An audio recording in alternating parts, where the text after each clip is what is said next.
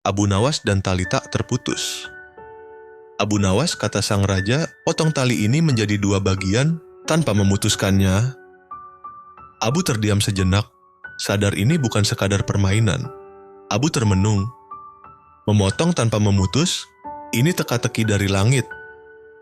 Suara bisik-bisik dan tawa penasihat lain mulai terdengar. Akhirnya si cerdik pun bingung. Dengan tenang, Abu melilit tali hingga jadi dua bentuk yang terpisah. Dua bagian, katanya, tapi tetap satu tubuh. Kini dia tersenyum. Baginda, ini dua bagian yang tak terputus. Terpisah secara fungsi tapi masih satu tali, jelas Abu. Raja perlahan tersenyum, matanya berbinar. Abu, ujar sang raja, kau telah memotongnya dengan akal, bukan pisau. Itulah potongan paling halus yang pernah kulihat. Abu Nawas dan air yang tak boleh basah. Abu Nawas, ujar raja, bawalah air kepadaku, tapi pastikan tidak ada yang basah, termasuk wadahnya. Abu hanya mengangguk kecil, dalam hati bergumam, air tanpa basah? Wah, ini pasti jebakan logika. Abu Nawas berjalan ke sungai. Ia tidak langsung menimba air, tapi duduk di batu sambil memandang langit. Air tanpa basah?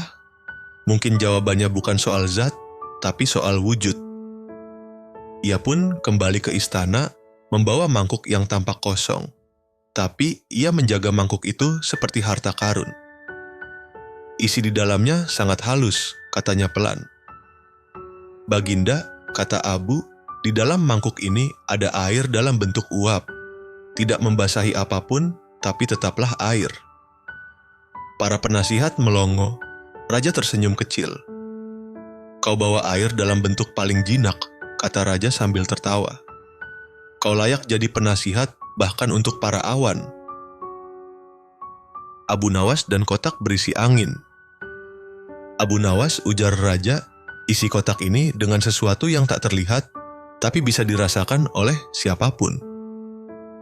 Abu menerima kotak itu dengan tenang, walau jelas penuh jebakan. Abu Nawas duduk di halaman dan perlahan meniup udara ke dalam kotak. Ia menutup kotak rapat-rapat sambil berkata, ini bukan angin kosong, ini jawaban. Abu membawa kotak itu dengan khidmat ke hadapan raja. Isinya tak terlihat, tak bersuara, tapi bisa dirasakan siapapun yang membukanya. Raja membuka kotak. Seketika, hembusan udara lembut menyentuh wajahnya. Angin? Gumamnya. Abu tersenyum, sesuatu yang sederhana, tapi bermakna. Raja berkata, kau tak hanya memenuhi perintah, tapi juga membuatnya bermakna. Abu membungkuk hormat, matanya bersinar. Abu Nawas dan api yang tidak membakar. Suatu hari, raja berkata, Abu Nawas, bawakan aku api, tapi ingat, api itu harus bisa dilihat, tapi tidak boleh membakar apapun. Semua penasihat menatap Abu, yakin ia akan gagal. Abu mencoba semua jenis api, tapi semuanya membakar. Tak ada api yang bisa dilihat tanpa menyakiti benda lain, gumamnya. Tapi ia tidak menyerah. Ketika melihat lampu minyak di balik kaca, Abu tersenyum. Ini dia, api yang bisa dilihat, tapi tak menyentuh satu pun benda. Tak membakar apapun. Abu berkata, inilah api yang Anda minta. Ia memberi terang, tapi tidak melukai. Disaksikan semua, tapi tak membakar satupun. Para penasihat tercengang. Raja berkata pelan, kau tak sekadar memenuhi perintah, kau memahami maknanya. Api ini menghangatkan tanpa membinasakan, seperti kebijaksanaanmu. Abu Nawas dan ember terbalik. Raja berkata, Abu Nawas, isi ember ini dengan sesuatu, tapi kau tak boleh menyentuh bagian dalamnya. Abu menerima ember itu sambil bergumam, wah, ini tantangan akal, bukan otot. Abu mencoba berbagai cara, menggantung benda di atas ember, menempelkannya di sisi luar, semuanya tidak memenuhi syarat. Isi, tapi tak boleh menyentuh dalamnya, ulangnya pelan. Tiba-tiba Abu tersenyum. Ia membalik ember dan menekannya ke permukaan air. Di dalam ember kosong itu terperangkap udara. Terisi, tapi tak tersentuh. Abu datang ke istana membawa ember terbalik. Baginda, ember ini telah terisi oleh udara. Isinya tak tampak, tak menyentuh sisi dalam-balam, tapi ada dan nyata. Saat raja mengangkat ember, terasa angin kecil keluar. Ia tersenyum dan berkata, "Kau telah isi kekosongan dengan kecerdasan." Hukuman pun dibatalkan. Abu Nawas dan telur emas. Abu Nawas, kata sang raja, "Bawakan aku telur emas yang asli. Kalau palsu, kau akan menyapu seluruh halaman istana selama 3 hari berpakaian ayam." Abu menelan ludah, tapi tetap tersenyum. Abu pergi ke pasar ayam. Ia bertanya ke semua pedagang, "Pernahkah ayammu bertelur emas?" Para pedagang menatapnya seperti melihat orang gila. Tapi Abu tersenyum semakin lebar. Di alun-alun, Abu mengadakan pertunjukan. Ia berbisik pada ayam lalu mengeluarkan telur emas. Orang-orang bersorak. Seorang menteri lewat dan segera melapor ke raja. Raja memeriksa telur buatan Abu. "Tunggu, ini sangat mirip." Abu berkata, "Kalau Anda tidak bisa membedakannya, maka yang ini sama berharganya. Yang penting, siapa yang percaya?" Raja tertawa keras. "Daripada menyapu sambil menguak, lebih baik kau bantu aku membuat keajaiban." Hukuman dibatalkan dan Abu resmi menjadi penasihat khusus dalam urusan aneh dan lucu.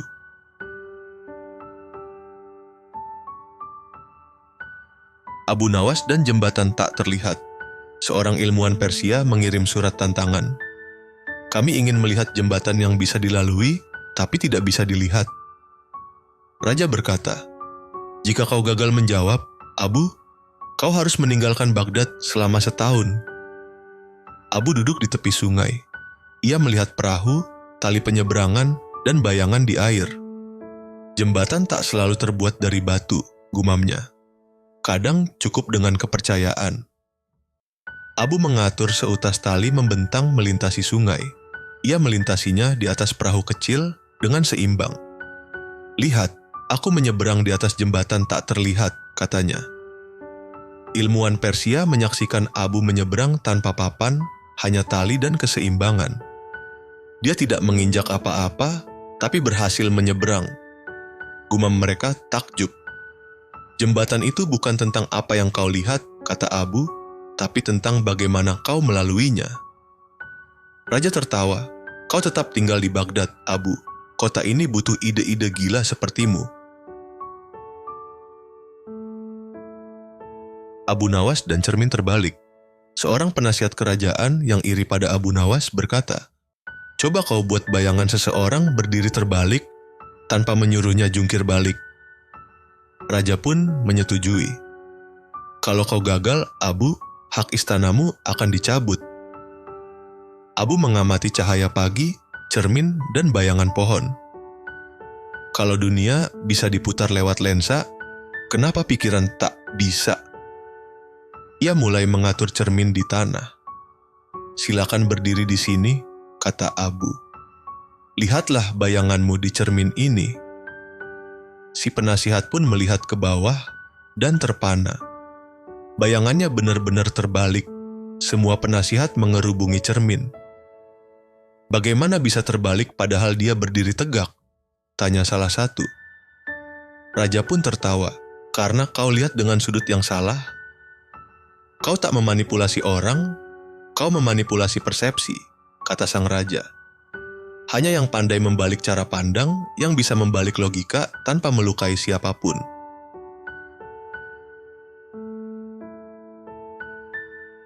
Abu Nawas dan uang yang tidak boleh digunakan. "Abu Nawas," kata saudagar sombong, "pakailah uang ini untuk sesuatu yang bermanfaat. Tapi ingat, jangan sampai 1 keping pun berkurang. Jika gagal, kau harus serahkan semua penghargaanmu." Raja mengangguk menyetujui. Abu memikirkan caranya. Kalau dibelanjakan, uangnya habis. Kalau disimpan, tak bermanfaat. Harus diputar, tapi tidak dipakai secara fisik. Ia mengadakan lomba amal. Abu berkata, Aku pinjamkan dinar ini untuk modal usaha. Yang paling jujur dan berhasil, akan kukembalikan semua emas ini padanya. Setelah 1 minggu, seorang pemuda membuktikan kejujurannya. Abu berkata, uang ini telah berfungsi. Sekarang kembali utuh. Tak satu pun hilang, tapi nilainya tersebar. Raja berkata, uangmu tidak berkurang, tapi hasilnya menyebar ke seluruh rakyat. Saudagar pun hanya bisa berkata, Abu Nawas, kau memang tak pernah bisa ditebak. Abu Nawas dan jawaban tanpa kata. Raja berkata, Abu Nawas, kau selalu menjawab dengan mulut. Kini, berikan padaku satu jawaban tanpa berkata sepatah kata pun. Jika kau gagal, kau tak lagi menjadi bagian dari istana.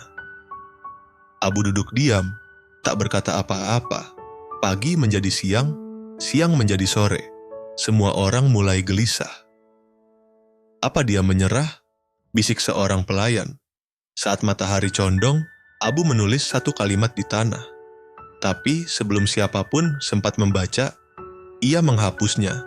Ia hanya tersenyum pada raja. Raja tak bertanya. Abu tak menjelaskan, tapi raja tersenyum. Kau tak perlu menjawab dengan suara, kau telah menjawab dengan ketenangan. Kebijaksanaan sejati, ujar raja, bukan selalu bicara, tapi tahu kapan cukup. Abu pun tak berkata apapun, dan sejak hari itu ia dihormati bukan karena mulutnya, melainkan diamnya.